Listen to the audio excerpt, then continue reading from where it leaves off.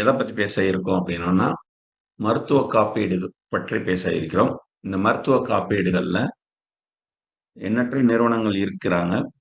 உங்க எல்லாருக்குமே தெரியும்.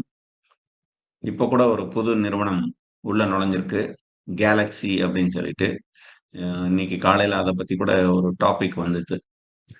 ஸோ, இந்த மருத்துவ காப்பீடு அப்படின்றத எப்படி எடுத்துக்கணும்? அப்படின்றத நான் சொல்ல ஆரம்பிக்கிறேன். ஏன்னா, அ இன்னைக்கு பேசப்போற அந்த மேக்மா ஹெச்டிஐ அங்கிருந்து தான் அவங்களுடைய இன்சூரன்ஸ் அந்த ஹெல்த் இன்சூரன்ஸ் கம்பெனி பத்தியும், அவங்க குடுக்குற அந்த பாலிசி பத்தியும் தான் அவங்க சொல்லப் போறாங்க.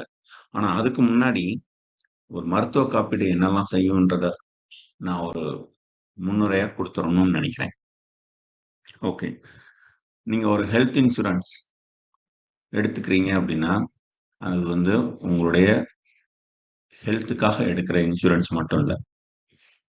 நமக்கு ஏதாவது ஆச்சுன்னா நம்ம ஹாஸ்பிட்டல்ல பெரிய செலவுகள அ இருந்து நம்மள காப்பாத்துறது மட்டும் கிடையாது. அதுக்கும் மேல இது என்ன பண்ணும் அப்டின்னா, நம்மளுடைய முதலீடுகள் நம்ம வந்து ஒரு மியூச்சுவல் ஃபண்ட்ல இன்வெஸ்ட் பண்ணியிருப்போம். ஒரு பிக்ஸட் டெபாசிட்ல போட்டு வச்சிருப்போம். இல்ல ஒரு கோல்டுல இன்வெஸ்ட் பண்ணியிருப்போம். இந்த மாதிரியான இன்வெஸ்ட்மென்ட்ட காப்பாத்துற ஒரு காப்பீடாவும் இத நம்ம எடுத்துக்கலாம். ஏன்னா, மருத்துவ செலவுகள் மட்டும் தான் நம்ம எந்த எக்ஸ்ட்ரீமுக்கும் கொண்டு போய் தள்ளும். அந்த நேரத்துல நம்ம எப்படியாவது கரை சேர்ந்துரணும்னு தான் பார்ப்போம். அந்த உடல்நல குறைவிலிருந்து நம்மளுடைய குடும்பத்த மீட்றணும். நம்மளுடைய ஹெல்த்த வந்து திரும்ப பழைய மாதிரி கொண்டு வந்துரணும்னு தான் நெனைப்போம். அதற்காக எந்த எக்ஸ்ட்ரீமுக்கும் போவோம். ஸோ, நம்ம கையில இருக்கிற அத்தன விஷயங்களையும் ஆ ரிஸ்க் எடுப்போம். ஸோ, இது வந்து நம்ம இன்வெஸ்ட்மென்ட் பண்ணியிருக்கிறதே ஒரு ரிஸ்க் அப்டின்னா, இந்த ரிஸ்க்குக்கு ஒரு லாக் ஒண்ணு. அந்த லாக் போடலைன்னா என்ன ஆகும் அப்டின்னா, இது மாதிரியான ஒரு மெடிக்கல் எமர்ஜென்சி சமயம் நாம செய்திருக்கிற அனைத்து முதலீடுகளும் என்ன சொல்றது? சட்டுன்னு அ ஒரு எமர்ஜென்சில மொத்தமா போறதுக்கு வாய்ப்பு இருக்கு. இதற்கு என்னோட லைஃப்லயும் நெறைய உதாரணங்கள் இருக்கு. எங்க அப்பாவுக்கு திடீர்னுட்டு ஒரு அ உடம்புக்கு முடியாம போயி ஹாஸ்பிட்டல்ல இருந்து டயக்னாஸ் பண்ணிட்டு அதுக்கு அடுத்து போகும்போது, நரம்பியல் சம்பந்தமான பிரச்சனைகள் வரவும், அன்னைக்கு என் கையில தொழிலுக்காக நான் எடுத்து வச்சிருந்த காச எடுத்து, அப்படியே மருத்துவ செலவுக்கு பயன்படுத்த ஆரம்பிச்சோம். அன்னைக்கு அப்பாவ காப்பாத்திட்டோம்னு வச்சுக்கோங்க. பட் அதனால என்ன ஆச்சு அப்டின்னா, எங்க தொழிலுக்காக நாங்க எடுத்து வச்ச காசுலேருந்து பண்ணதுனால, அடுத்த 2டே மாசத்துல ஒரு நெருக்கடிக்கு வர ஆரம்பிச்சாச்சு. தொழில் வந்து ஒரு நெருக்கடிக்கு தள்ளப்பட்டது. அப்புறம் அதுலருந்து மீள்றதுக்கு எங்களுக்கு கிட்டத்தட்ட 6 மாசம், 1 வருஷம் ஆச்சு. ஸோ, இதுதான் ஒரு மருத்துவ காப்பீடு நம்ம இந்த சிக்கல்ல இருந்து நம்மள காப்பாத்துறது. நம்மளுடைய அ சேர்த்து வச்சிருக்க சேமிப்ப காப்பாத்தும். நம்ம சேமிப்பு மட்டும் இல்ல, நமக்குன்னு ஒரு நன்மதிப்பு இருக்கும் சொசைட்டில. நமக்கு எல்லா இடத்துலயும் ஒரு மரியாதை இருக்கும். என்ன மரியாதை அப்டின்னா, அவனுக்கு தேவையான அளவுக்கு சேர்த்து வச்சிருக்கான், அவன் நல்லா வச்சிருக்கான் அப்டின்னு நெனச்சுக்கிட்டு இருப்பாங்க. அந்த சமயத்துல ஒரு காப்பீடு என்ன பண்ணும் அப்டின்னா, டக்குனு ஐ மீன் காப்பீடுன்றேன். ஒரு மெடிக்கல் எமர்ஜென்சி நம்மள கடனாளியாக்கும். சொசைட்டில நமக்கான அந்த மரியாதைய கூட கொஞ்சம் குறைக்கிறதுக்கான வாய்ப்பு இருக்கு. ஸோ, அதனால தான் நாங்க வந்து தனிமனித பொருளாதார விதியில் முதல் விதியாக நான் சொல்றது மருத்துவ காப்பீடு.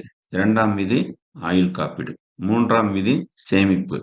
4ஆம் விதி முதலீடு. 5ஆம் விதி ஓய்வு என்ன சொல்றது? பணிக்கால ஓய்வு திட்டம். அதாவது ரிட்டயர்மென்ட் பிளான். இந்த 5யும் பண்ணிக்கிட்டீங்கன்னா, நீங்க கம்ப்ளீட்லி புரொடெக்டட். அப்படி இல்ல அப்படின்னா, ஒரு வீட்டுக்கு 5 சுவர்கள் வேணும். 4 பக்கமும் மேல ஒரு கூரையும் இருந்தா ஒரு வீடு. அதுதான் நமக்கு பாதுகாப்பு. ஸோ, இதுல ஒரு கூரை, ஒரு சுவர் இல்லாட்டினாலும் நமக்கு பாதுகாப்பு இல்லன்னு நம்ம நெனைப்போம். அதுதான் உண்மை. தனிமனித பொருளாதாரத்திற்கும் அதுதான் பொருந்தும். ஸோ, அதுல முதல் சுவராக நாம சொல்றது மருத்துவ காப்பீடு. ஏன்னா இது மிகவும் அடிப்படை. இதற்கு அடுத்ததும் நீங்க ஆயுள் காப்பீடு, அதற்கு அடுத்து தான் சேமிப்பு, அதற்கு அடுத்து தான் முதலீடு, அதற்கு அடுத்து தான் ரிட்டயர்மென்ட் பெனிஃபிட் பிளான். ஒருத்தன் சம்பாதிக்க ஆரம்பிச்சுட்டாலே முதல்ல வந்து மருத்துவ காப்பீடு எடுத்துருங்க அப்படின்னு நம்ம சொல்லுவோம். இன்று அப்படியான மருத்துவ காப்பீடு கொடுக்கக்கூடிய நிறுவனங்கள் என்று நெறைய இருக்கு. முதல்ல வந்து ஜெனரல் இன்சூரன்ஸ் கம்பெனிஸ் தான் மருத்துவ காப்பீடுகள் குடுத்துக்கிட்டு இருந்தாங்க. அதுல இருந்து முறையா ஸ்டார் ஹெல்த் அப்படின்னு சொல்லிட்டு ஒரு கம்பெனி உருவாச்சு. ஜெகநாதன்றவரு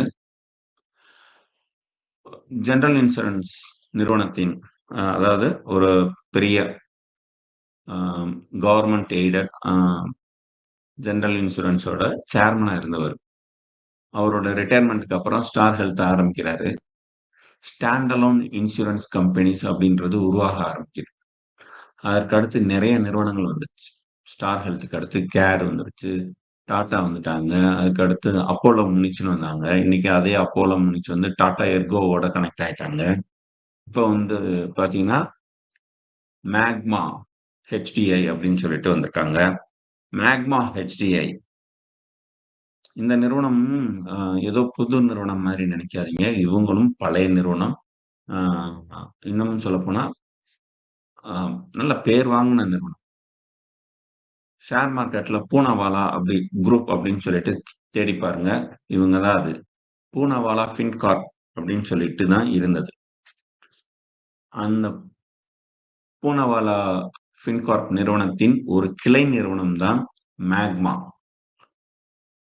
இன்சூரன்ஸ்ன்றது. இந்த மேக்மா இன்சூரன்ஸ் இவங்க ஸ்டாண்ட் அலோன் இன்சூரன்ஸ் கம்பெனியா எப்படி ஒரு ஸ்டார் ஹெல்த், எப்படி ஒரு டாடா, எப்படி ஒரு அ HDFC எர்கோ, அ கேர் ஹெல்த் இன்சூரன்ஸ் சர்வீஸ் குடுக்குறாங்களோ, அதே மாரி ஒரு தரமான சர்வீசஸ குடுக்கக்கூடிய சில நிறுவனங்களில் இதுவும் ஒன்றாக இருக்கிறது. இப்ப இந்த நிறுவனத்துல இருந்து திரு மகேஸ்வரன் அவர்கள் நம்மோடு இணைந்திருக்கிறார். இவர் வந்து இந்த நிறுவனத்தை பற்றியும், இந்த நிறுவனத்திலிருந்து குடுத்துக்கிட்டு இருக்கிற அ ஹெல்த் இன்சூரன்ஸ் பாலிசிஸ் பத்தியும் நம்மகிட்ட பேச இருக்காங்க. Maheswaran. Sir, good evening sir.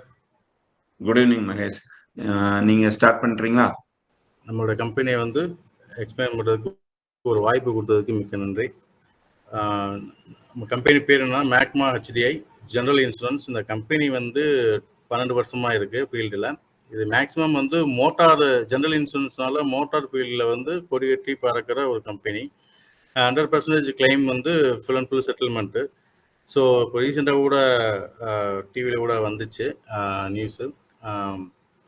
So இது வந்து பார்த்தீங்கன்னா இப்போ அந்த இதோட இந்த கம்பெனியில் வந்து பார்த்தீங்கன்னா